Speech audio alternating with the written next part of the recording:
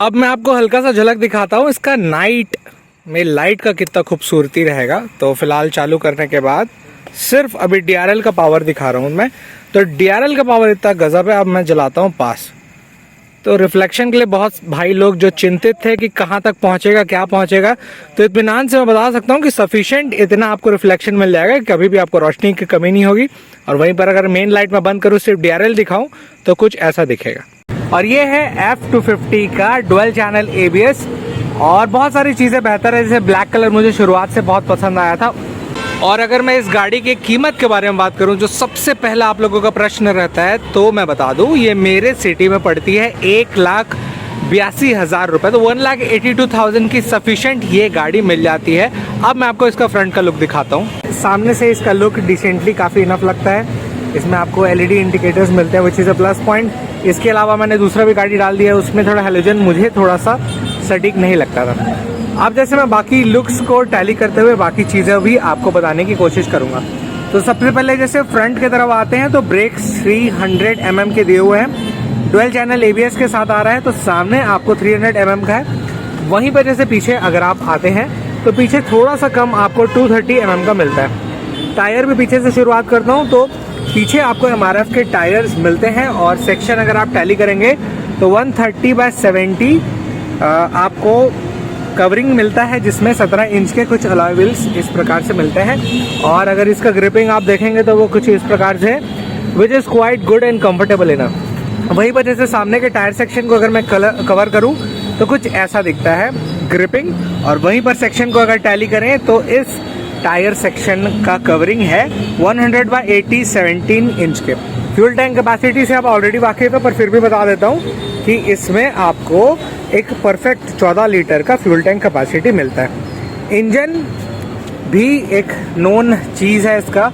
249.07 cc का single oil cooled मिलता है, जो पावर अप्रॉक्सीमेशन 24.5 PS का।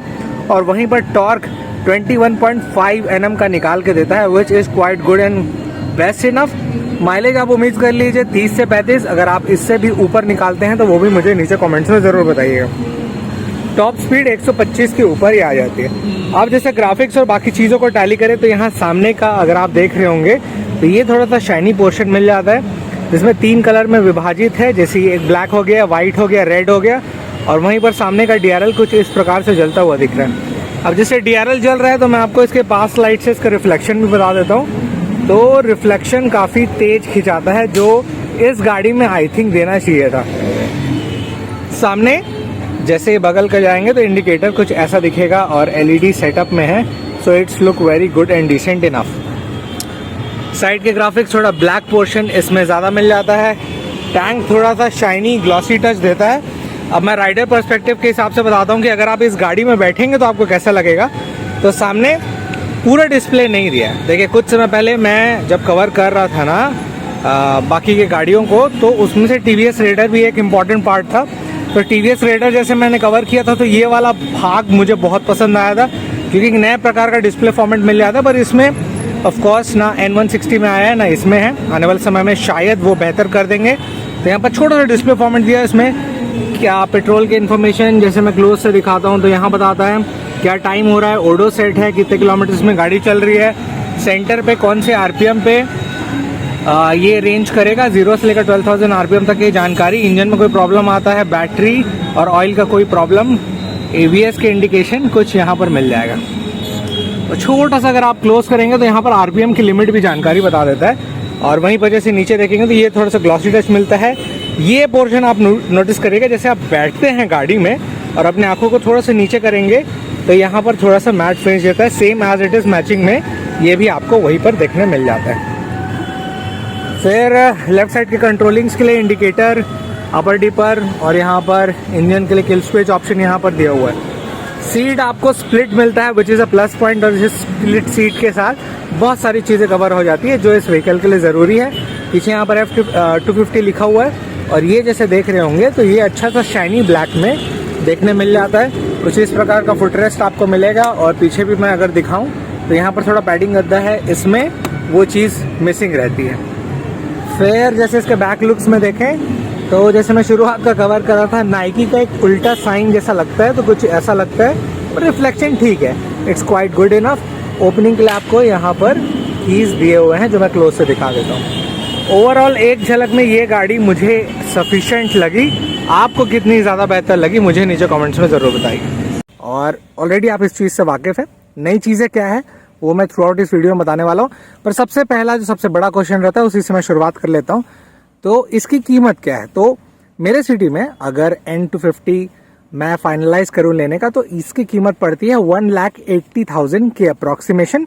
और आपके सिटी में डेफिनेटली थोड़ा बहुत वेरी करेगा, पर लमसम समझने के लिए कि कितना आपको ये पड़ सकता है, मैंने सोचा कि मैं बता देता हूँ। अब देखिए, बहुत सारी चीज़ें बेहतर है N160 से अगर आप कंपेयर करें, जैसे जो एग्जॉस्ट का सिस्टम है या बाकी चीज़ें वो कवर करते हैं। पर मैं अगर कवर करूँ मेन चीज़ में क्या चीज़ इफेक्टिव है, तो जैसे आप देख रहे होंगे, तो इस ब्लैक कलर में ना ये जो DRL मुझे बहुत ज़्यादा इफेक्टिव लगता है। सेंटर में आपको एक लाइट का जो प्रोजेक्शन है वो वाइट अगर मिलता है तो ये कंप्लीट लुक दिखता है। देखिए, शाम को जो गाड़ी लाने का मेन प्रायोरिटी ये था कि एक लमसम आधी अंधेरे के साथ आधी रोशनी में गाड़ी कितना खूबसूरत लगेगा, उसको मैंने कवर करने का सोचा। ये जैसे DRL चमक रहा है, और वहीं अगर जैसे मैं पास जलाऊं तो यहाँ पर आप देख रहे होंगे अच्छे प्रोजेक्शन में लाइट भी मिल जाता है। सामने जो ग्राफिक्स स्टिकर है वो थोड़ा सा ये डिफरेंट कलर का, जो कि एक रेड पैच में दिया हुआ है। अभी देखिए, ब्लैक के साथ यूजुअली रेड का खिलवाड़ इसलिए भी करते हैं क्योंकि डार्क थीम में जो एक अच्छा लुक बैठता है वही बैठता है। जैसे मैं हेलमेट भी अगर मैं अपना बताऊं ना, तो इसमें देखिएगा मेन जो हल्का सा कलर दूसरा इन लोगों ने इनपुट किया है तो वो रेडी किए हैं। दैट्स वाई ये थोड़ा सा एक मिक्स मैच ग्राफिक रहता है, इसलिए हमेशा रेड प्रेफर करते हैं। पर साथ ही साथ आपको व्हाइट या सिल्वरिश में ये भी मिल जाता है। साइड के जैसे देख रहे होंगे पैटर्न, तो यहाँ पर दो खेल है। इसको क्लोज बाय मैं आपको समझाने की कोशिश करता हूँ। जैसे यहाँ देख रहे होंगे तो ग्लॉसी टच है, जो एक्चुअली इसका बेस है वो पूरा ग्लॉसी में है, बट उसी को मैट फिनिश के साथ मिक्स मैच किए हैं। जैसे ये जो ग्राफिक्स देख रहे हैं या फिर सामने वाला, ये आपको मैट फिनिश में मिलता है। इसका अच्छा क्लियर टर्म अगर पास से मैं दिखाऊं तो यहाँ पर बिल्कुल टिप पॉइंट से शुरुआत ना होते हुए थोड़ा सा पीछे से ये शुरुआत हुआ है। ये पोर्शन को पूरा ग्लॉसी टच रखे हैं और पीछे तक ये गया है जो टैंक के इस पोर्शन तक है। अब जैसे इसका जो मैट फिनिश टच को समझना चाह रहे हैं, तो मैं एक काम करता हूँ कि इस पे अगर मैं राइडर पर्सपेक्टिव से गाड़ी चलाता हूँ, जैसे उदाहरण के तौर पे अभी मैं सामने बैठ के देख रहा हूँ, तो यहाँ पर जैसे इंजन का सिस्टमेट, ऑयल, बैटरी, ABS में सेट है कि नहीं वो इन्फॉर्मेशन पूरा ये चीज़ बता देता है। सेंटर वाला बता देता है 12,000 RPM तक की इन्फॉर्मेशन। राइट साइड का जो डिस्प्ले है कौन सा गियर में सेट है, कितने किलोमीटर्स में गाड़ी चल रही है, सबसे बड़ा दिखेगा। टाइम अभी क्या सेट हुआ है, और ये जो फ्यूल का इंडिकेशन बताता है। टाइम देखिए अभी प्रॉपर सेट नहीं किया तो 6 AM दिख रहा है, पर ये शाम का समय है। अब मैं जब बैठ के मैं बता रहा था ना, तो ये वाला जो है ग्राफिक इस साइड का देख रहे होंगे, ये मैट फिनिश में है। वैसे सेम एज इट इज इसमें भी रखता है। वहीं पर जैसे बीच में देख रहे होंगे तो बीच में ग्लॉसी टच है, पर इसका सिर्फ सेंटर वाला पोर्शन जैसे टैली करूं मैं तो ये चीज़ें आपको मैट फिनिश में मिल जाएंगी देखने। फिर कंट्रोलिंग के लिए अपर डिपर के लिए दिया हुआ है, पास जो शुरुआत में मैं जला के दिखा रहा था, इंडिकेटर के लिए, साथ ही साथ कुछ इस प्रकार का हॉर्न मिलेगा। वहीं पर किल स्विच ऑप्शन और हेडलाइट के लिए बाकी सब चीज़ें हैं। और मैं आपको क्रैंक एक बार इसका मैं हल्का सा क्रैंक दूं तो कुछ इस प्रकार से हल्का सा मैं आपको एक्सीलेट करके इसका जो